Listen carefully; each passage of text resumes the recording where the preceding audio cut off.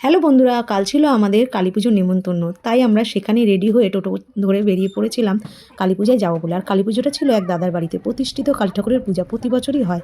সেখানেই আমরা রওনা দিয়েছি যাওয়ার জন্য। আর যাওয়ার পথে আমার এক বন্ধু আর তার হাজব্যান্ডও গিয়েছিল আমাদের সঙ্গে।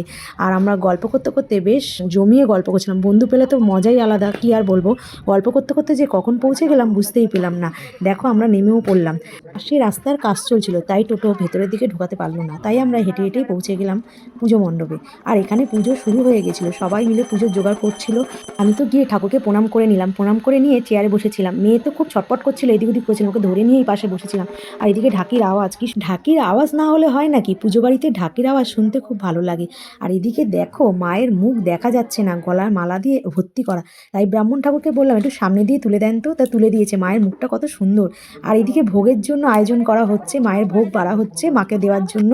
তাও বসে তাই দেখছিলাম। তারপরেই বললো ওপরে খালি হয়েছে, তোমরা কি খেয়ে নাও, বাড়িতে যাবে, অনেকটা দূরে বাড়ি। তা আমরাও ওপরে উঠে গেলাম খাওয়ার জন্য। আর এখানে বসে পড়লাম। বসার পরে মেয়ে তো হাতটা ধুয়ে আসলো, হাত ধুয়ে তারপরে খেতে বসলো। তারপরে তো মেয়ে যে এখানে জল দিয়ে গেল। তারপরে চলে আসলো গরম গরম খিচুড়ি, সে তো দারুণ মজাদার খেতে। সাথে ছিল বেগুনি, বেগুনি না হলে কি চলে। আর আমি ওইদিকে খেয়ে নিলাম, টপার টপ মুখে পড়ে নিলাম। খিচুড়িটা যা টেস্ট হয়েছিল, সাথে ছিল পাঁচ তরকারি। তারপরে চলে আসলো বাঁধাকপি। আর এদিকে তারপরে তো আবার কি বলবো, খিচুড়ির সাথে সাথে ফ্রাইড রাইসও ছিল। ফ্রাইড রাইসের সঙ্গে ছিল আলুর দম। আর এদিকে শেষ পাতে চলে আসলো চাটনি, পাঁপড়, রসগোল্লা আর পায়েসও ছিল সাথে। দারুণ মজা করে খেলাম। তারপরে বাড়ির দিকে রওনা দিলাম, বাড়িতেও পৌঁছে গেলাম।